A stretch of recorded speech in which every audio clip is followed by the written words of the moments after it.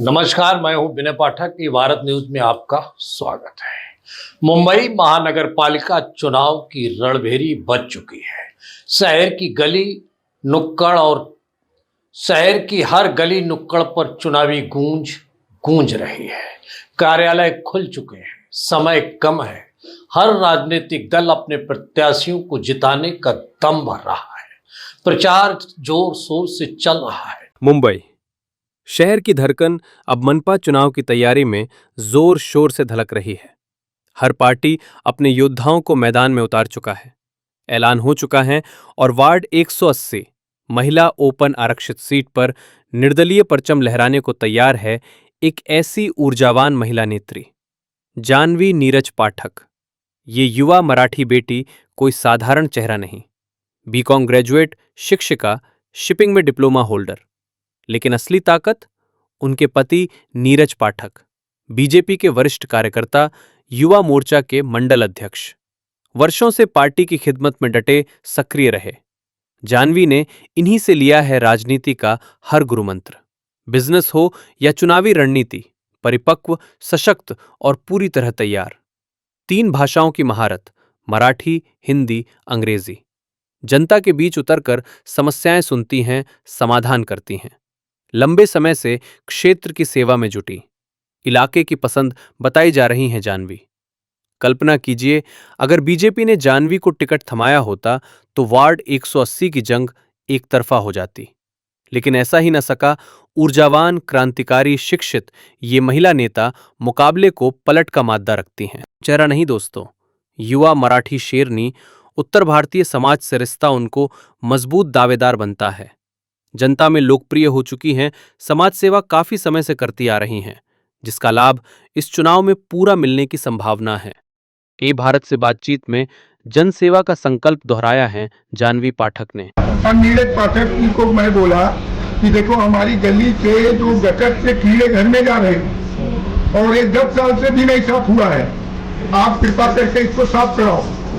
तो लोग 8-10 दिन से लगे हुए हैं, साफ कर रहे हैं। आप तो बहुत मेहनत किए, पूरा कचरा निकाले एकदम। तो साफ कोई और कर रहा है, साफ कोई और कर रहा है और फेसबुक पे पोस्ट कोई और मार रहा है, नेता कोई और बन रहा है। कहने का मतलब ये है, एक्चुअल में जो ये काम करा रहा है, पब्लिक को लगना चाहिए कि ये काम कौन करा रहा है। नमस्कार, मैं हूं विनय पाठक। आज बात करेंगे वार्ड 180 में। जी हाँ, वार्ड 180 वो वार्ड जिस वार्ड में सभी जाति, धर्म, मजहब के लोग रहते हैं। वो वार्ड जिसपे हर तस्वीर दिखाई पड़ती है, लेकिन एक तस्वीर ऐसी नजर आती है कि सालों से नगर सेवक चुनते गए, जनप्रतिनिधि चुने गए, लेकिन तस्वीर वार्ड की नहीं बदल पाई। ये दर्द रहा है यहाँ के लोगों का, ये समस्या रही यहाँ के लोगों की, और आज उस तस्वीर को बदलने के लिए एक ऐसी विराट व्यक्तित्व वाली महिला जिसके दिल में आया कि क्यों ना हम इस वार्ड में आगे आकर काम करें और जनता की उन समस्याओं को छुएं, उन समस्याओं का निराकरण करें, जिससे जनता के दिलों पर वो कहीं न कहीं अपनी छाप छोड़ सके। वो उन समस्याओं को दूर करें जो जनता सालों साल से जनता परेशान रही है।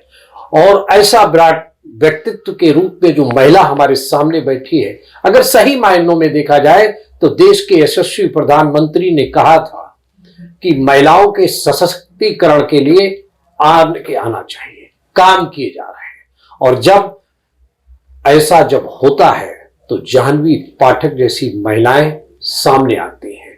पार्टी कोई भी हो, निर्दलीय हो, लेकिन साहस और हिम्मत, वास्तव में साहस और हिम्मत से ही राजनीति की पायदान की सीढ़ियों पर चढ़ा जाता है।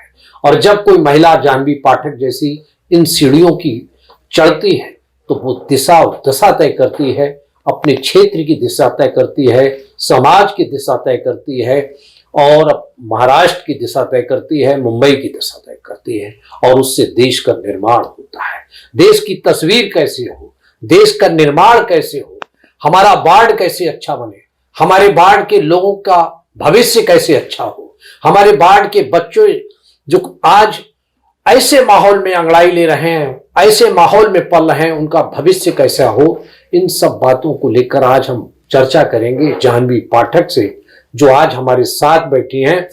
उनके दिल में ये दर्द है इस बाढ़ के लोगों को, उनको राजनीति से कोई अभी तक कोई मतलब नहीं था। एक शिक्षित महिला है, व्यवसायिक महिला है और काफी अच्छे तरक्की से उन्होंने अपने काम किया है, लेकिन उनके दिल में आया कि समाज सेवा के साथ साथ अगर हम राजनीति के पगडंडी पर चलेंगे तो इस समाज की तस्वीर भी बदलेंगे, बाढ़ का एक आदर्श वार्ड बनाने का प्रयास करेंगे। जाह्नवी पाठक हमारे साथ बैठी हैं, हम उनका स्वागत करते हैं कि इन तमाम पहलुओं पर उनसे चर्चा करेंगे। जाह्नवी जी नमस्ते।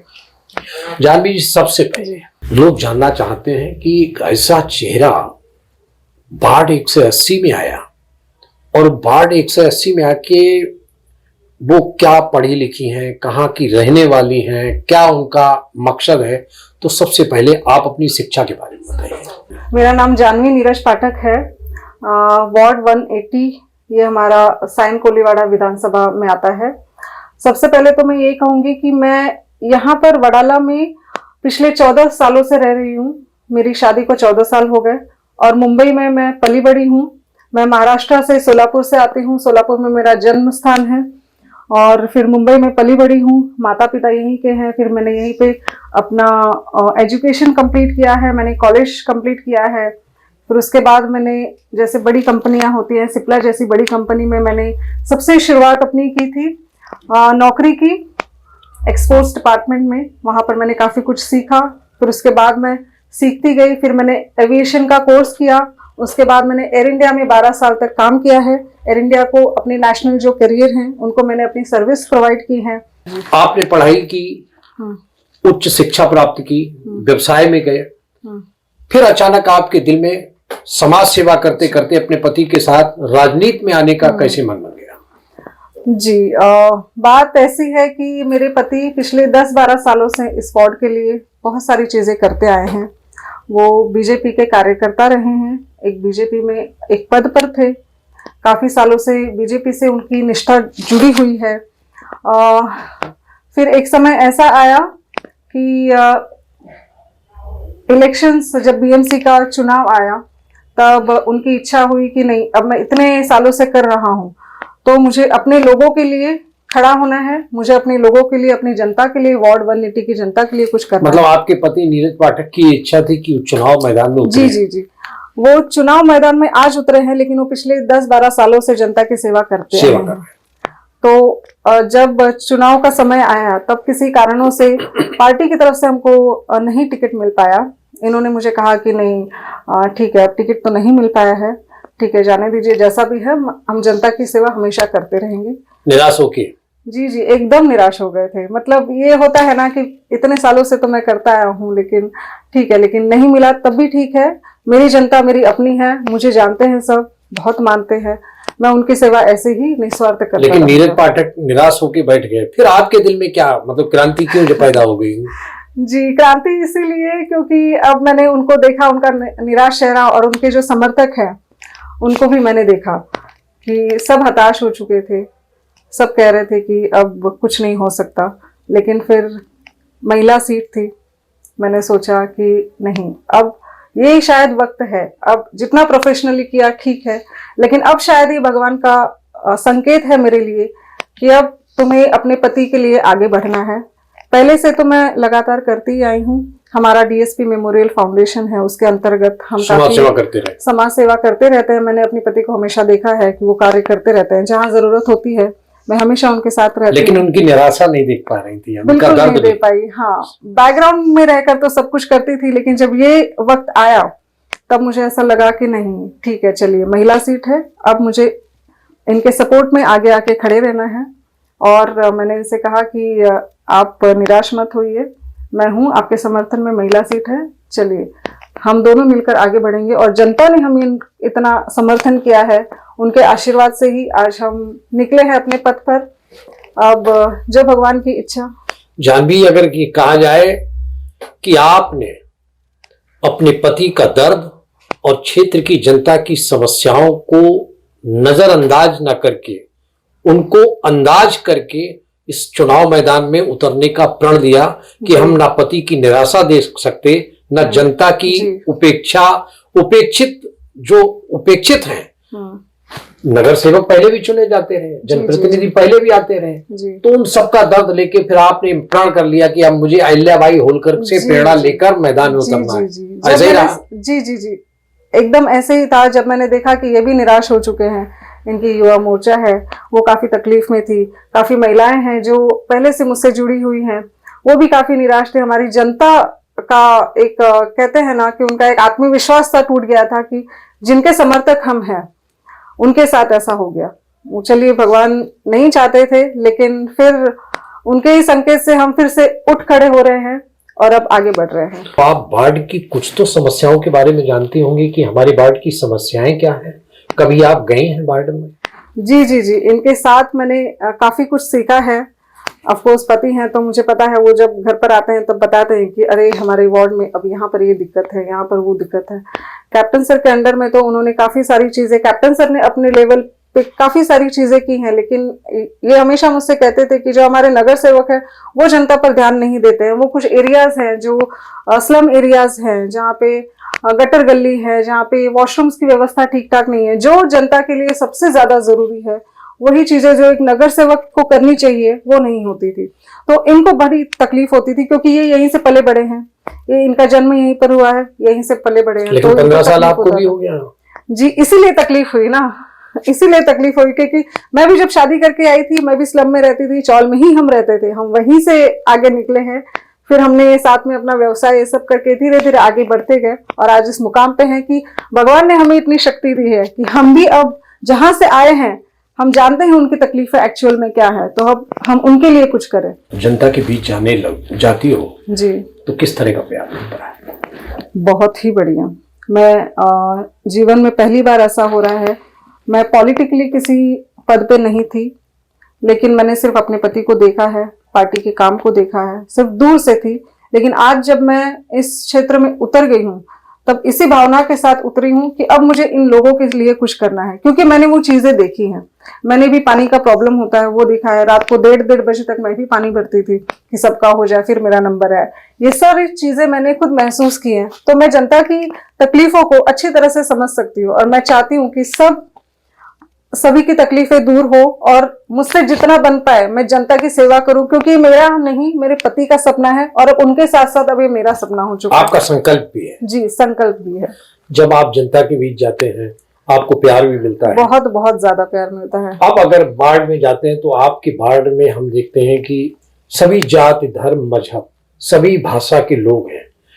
इनका किस तरह से आप इनके साथ जोड़ने का प्रयास कर रहे हैं? जी, जाति, धर्म, भाषा ये सब का तो हमारे मन में ऐसा कोई कुछ है ही नहीं, क्योंकि आप अगर देखेंगे तो हमारे ऑफिस में खुद, चाहे वो ये ऑफिस हो, कार्यालय हो या चाहे हमारा पर्सनल ऑफिस हो, हमारे यहाँ पर सारे जाति धर्म के लोग हैं। जैसे परवेज भाई हैं, अकबर भाई हैं, ये इनके लिए एकदम जी जान से अपना घर बार छोड़ के सिर्फ और सिर्फ इनके लिए लगते हैं।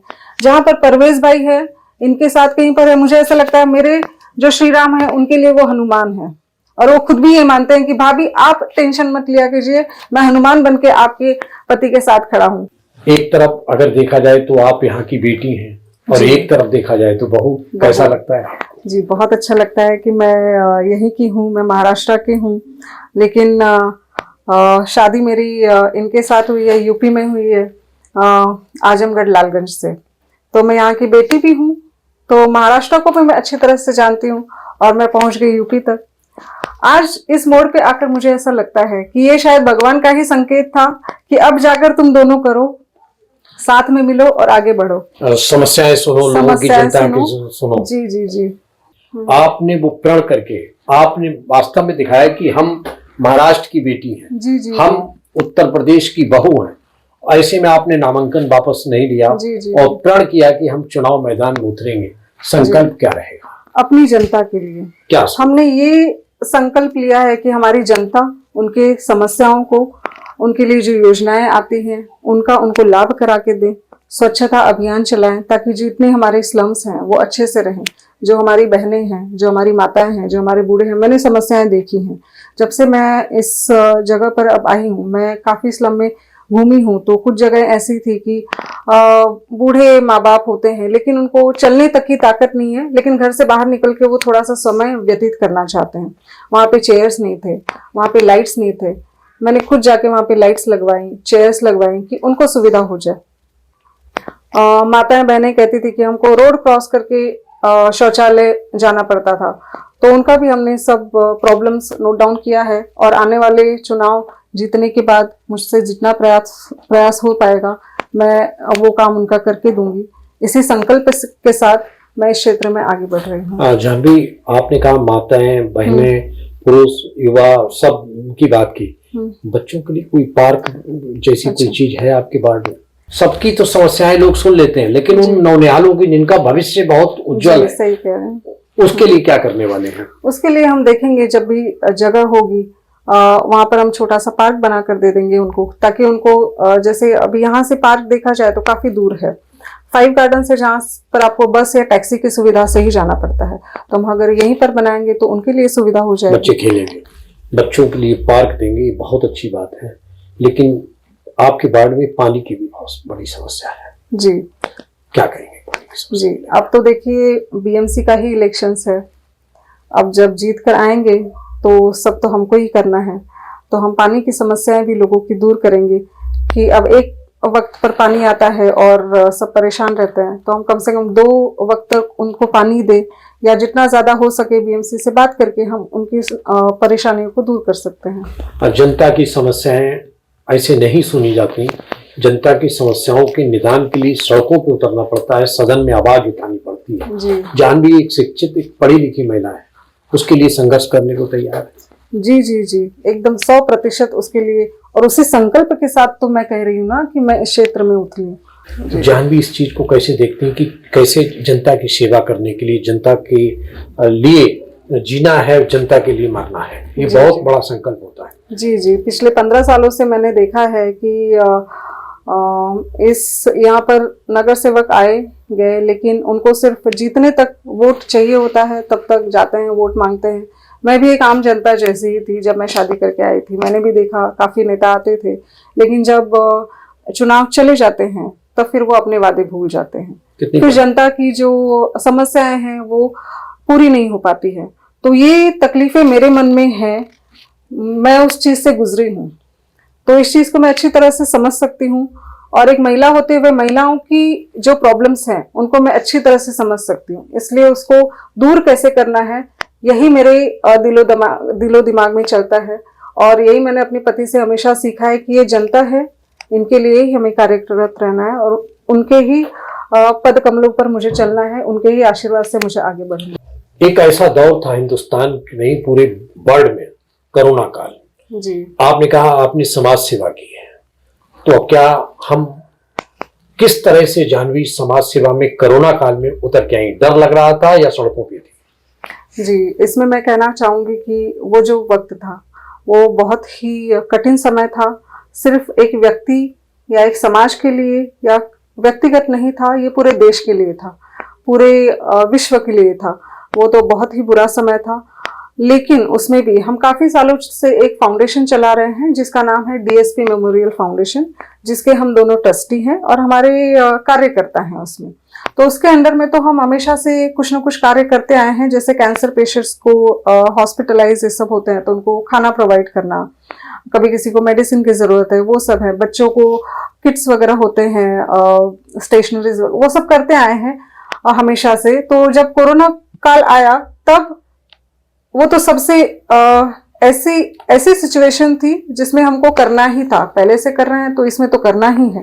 तो हम उस सिचुएशन में भी मास्क लगा के, किट्स पहन के हम दोनों और हमारे कार्यकर्ता बाहर उतरते थे। हमने सबकी बहुत सेवाएं की हैं, जिनको एम्बुलेंस की जरूरत थी, जिनको हॉस्पिटल जाना था या जिनको मेडिसिन की जरूरत थी या जो भी सुविधाएं देनी थी वो सब हमने की हैं। अगर हम आपसे पूछें, आपने समाज सेवा की, राजनीति की, आपने गुरुमंत्र किससे लिया सेवा करने का, राजनीति में उतरने का? कौन है आपका गुरु और कौन है आपका? जी, बहुत ही अच्छा सवाल आपने पूछा है और बहुत ही अच्छा किया कि आपने ये पूछा है। मेरे पति जब इस क्षेत्र में आए थे, वो तो पहले से ही समाज कार्य करते आए हैं, उनके गुरु हैं कैप्टन जी, वो उनको अपना सब कुछ मानते हैं, अपना भगवान मानते हैं। और मेरे लिए उन्होंने, मेरे पति ने कैप्टन जी से सब कुछ सीखा है, उनके ही पद कमलों पे हमेशा चलते आए हैं और अच्छे कार्य करते आए हैं। मेरे गुरु मेरे पति हैं नीरज पाठक जी, मैं उनको देखते आई हूँ और उनके ही पद कमलों पर, उनके ही सहकार्य से यहाँ पर आगे बढ़ना चाहती हूँ। गुरु मंत्र क्या दिया उन्होंने? जनता की सेवा, संघर्ष, जितना बन पड़े उतना करो, सिर्फ जनता की सेवा में अपना तन मन धन लगा दो, पीछे नहीं हटना है। पीछे बिल्कुल नहीं हटना है। जानवी जी, आपने गुरु बताया, गुरु मंत्र बताया जी, लेकिन अब अगर हम आपसे कहें कि वार्ड 180 की जनता आपकी ओर निहार रही है, आपकी ओर देख रही है, जी, अगर मैं कहूं कि आप अपनी क्षेत्र की जनता से क्या अपील करना चाहेंगी और क्या कहेंगी? आपको पास दोनों भाषाएं हैं, हिंदी में बोल सकती, मराठी में बोल सकती, आप बोल सकते हैं। हा, आमच्या महाराष्ट्रीयन लोकांना पण मी सांगू इच्छिते की मी इकडची मुलगी आहे, महाराष्ट्रातच वाढलेली आहे। लग्न मी युपी मध्ये केलंय, कदाचित आजचा दिवस येऊ म्हणूनच केला असेल कदाचित। तर मी हे सांगू इच्छिते की माझ्या वार्डचे जे लोक आहेत त्यांच्या समस्या मी ग्राउंड लेवलला मला कळतात, कारण मी त्यांच्यामध्येच राहिलेली आहे। मी जेव्हा लग्न करून आलेले तेव्हा मी पण स्लम मध्ये राहायची, आम्ही मेहनत केली मग पुढे गेलो। पण मला इकडच्या पाण्याच्या समस्या माहिती आहेत, शौचालयाची समस्या माहिती आहेत, लहान मुलांना पार्क नाही आहे इथे, त्यांना खेळायला जागा नाही आहेत, काही ठिकाणी असे आहेत की गटर गल्ली आहेत, मुलं बाहेरही निघू शकत नाहीत, वृद्ध लोकांना पण खूप प्रॉब्लेम्स होतात। तर ते सगळे मला माहिती आहेत। तर स्वच्छता, सुविधा जे काही गव्हर्नमेंटचे असतात ते सगळे देणे, महिलांची काही प्रॉब्लेम्स असतात की ते घराच्या बाहेर निघू शकत नाहीत पण त्यांच्यामध्ये करण्याची काहीतरी इच्छा असते। तर मला हे पण एक ऍड करावं असं वाटतं की महिलांना जर मी रोजगार दिलं, त्यांना असं काहीतरी एक रोजगाराचं साधन दिलं तर तेही त्यांच्यासाठी चांगलं असेल। तर स्वच्छता, त्यांच्यासाठी रोजगाराचं साधन, ॲम्ब्युलन्स वगैरेची पण आम्ही व्यवस्था बघतोय की निवडून आलो की त्याच्यानंतर इथे ॲम्ब्युलन्स वगैरे पण आम्ही 2 ठेवण्याचा विचार केलाय की जेव्हा इमर्जन्सी वगैरे असते तेव्हा नागरिकांना ती सेवा आम्ही इमर्जन्सीमध्ये देऊ शकू। सीसीटीव्ही कॅमेराज जागे जागे लावण्याचा माझा विचार आहे, मला लावायचे आहेत, कारण रात्र होते। मला काही महिलांनी सांगितलं, मी जेव्हा स्लम मध्ये सगळीकडे फिरत होते महिलांच्या मध्ये, तेव्हा मला काही महिलांनी, काहीच नाही बहुतेक महिलांनी हे सांगितलं की मॅडम तुम्ही एक महिला आहात, तुम्ही आम्हाला समजू शकता म्हणून तुमच्या समोर आम्ही सगळं मांडतो की आमच्या मनात काय आहे। मी सांगितलं ठीक आहे, बोला, तुमच्या मनात जे आहे तुम्ही सांगणार तेव्हाच मी त्याचं निर्वाण करू शकते। तर त्यांनी हे सांगितलं की संध्याकाळी आमच्या इथे ना काही ठिकाणी लाईट्स नाही आहेत, तर मी ते लाईट्स लावून दिले, ऑलरेडी लावून दिलेले आहेत। गटाराचे प्रॉब्लेम्स होते तेही सॉल्व्ह केलेले आहेत।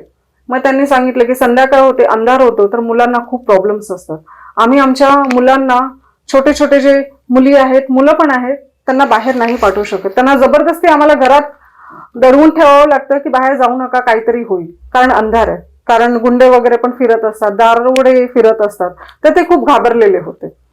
तर मी हेच म्हणेन की जागोजागी लाईटीची व्यवस्था हे मी करेन आधी, आणि महिलांना खूप पाण्याचे प्रॉब्लेम्स होतात, ते पाण्याचा प्रॉब्लेम आधी सॉल्व्ह करायचा आहे। आणि गटार गल्ली खूप घाणेरडं आहे, आजपर्यंत इथे जे कोणी सत्तेमध्ये होतं त्यांनी काहीच केलेलं नाहीये, कारण मी आता फिरून बघितलंय, तर तेही मला गटर गल्ली सगळी त्यांची स्वच्छ करून द्यायची आहे की इथे एक स्वच्छता असेल की ज्याने नागरिक जे आजारी वगैरे पण पडतात ते त्यांना पण आजारी वगैरे पडणार नाहीत आणि व्यवस्थित ते आपलं जीवन व्यापन करू शकतात। माझ्या 180 वॉर्डच्या लोकांना, नागरिकांना घरोघरी योजना, जसे गव्हर्नमेंटची योजनाच असतात, विंडो पेन्शन योजना आहे, लेक लाडकी योजना आहे, सिनियर सिटीजन कार्ड आहे, आयुष्यमान कार्ड आहे, जसे अनेक योजना आहेत जे गव्हर्नमेंटनी दिलेले आहेत, पण ते घरोघरी लोकांना कधी माहीत नसतं, तर कधी पोचत नाही आणि ते आपले फॉर्म्स वगैरे भरत नाहीत। इथे मी आता काही दिवसांमध्ये बघितलंय की जे दुसऱ्या पार्टीचे आहेत, जे उभे आहेत किंवा आधीपासून आहेत, त्या लोकांनी असं रुमर्स मध्ये पसरवलेलं की आम्ही अशी योजना तुम्हाला करून देऊ, तुमचे फॉर्म सगळे ते फॉर्म भरून घेत होते। पण मी असं म्हणेन की ते फक्त आता इलेक्शन्स आले त्याच्यामुळे ते हे सगळं करता येते, पण मी तुम्हाला हे शब्द देते की माझं ऑफिस 24/7 तुमच्या सगळ्यांसाठी, माझ्या 180 वॉर्डच्या लोकांसाठी सदैव 24/7 चालू आहे. तुम्ही कधी या. मी फक्त फॉर्म भरून घेणार नाही, तुमचं ऑनलाईन बसल्या बसल्या इथे जे माझे कार्यकर्ता आहेत ते सगळं ऑन द स्पॉट तुम्हाला करून देतील. जिसके पैर न परे बिवाई बोका जाने पीर बराई। सही मायनों में देखा जाए तो जाह्नवी पाठक ने जिस दर्द को बयां किया, उन्होंने कहा कि मैंने भी रात के 1:30 बजे तक पानी भरा है। मैंने भी उन बच्चों नौनिहालों को देखा है कि उनके पास खेलने की जगह नहीं है। मैंने भी देखा है यहाँ के लोगों की समस्याओं को कि गटर गंदे हैं, नाले भरे पड़े हैं, बीमारी फैल रही है। वृद्धों को देखा है, उनको टॉयलेट तक जाने में असुविधा हो रही है।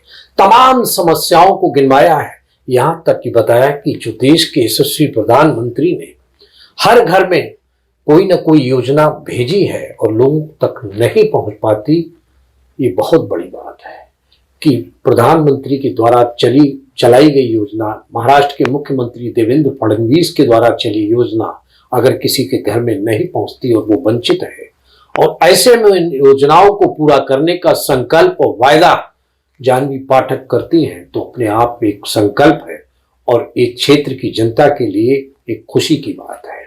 मैं विश्वास करता हूं कि आने वाले समय में अगर जाह्नवी पाठक इस कथनी और करनी में अंतर नहीं होगा तो निश्चित ही वार्ड 180 की जनता खुशहाली की ओर कदम बढ़ाएगी, क्योंकि उन्होंने वो सब दर्द सहा है और सब दर्द सहने के साथ ही आज वो इस मुकाम पे हैं, चुनाव मैदान में हैं और घर घर जाकर चुनाव लड़ रही हैं। हम उनके उज्जवल भविष्य की शुभकामनाएं करते हैं। धन्यवाद। मेरे पास बहरहाल चुनावी समर में प्रत्याशियों के दावे कितने सटीक उतरेंगे इस समय बताएगा।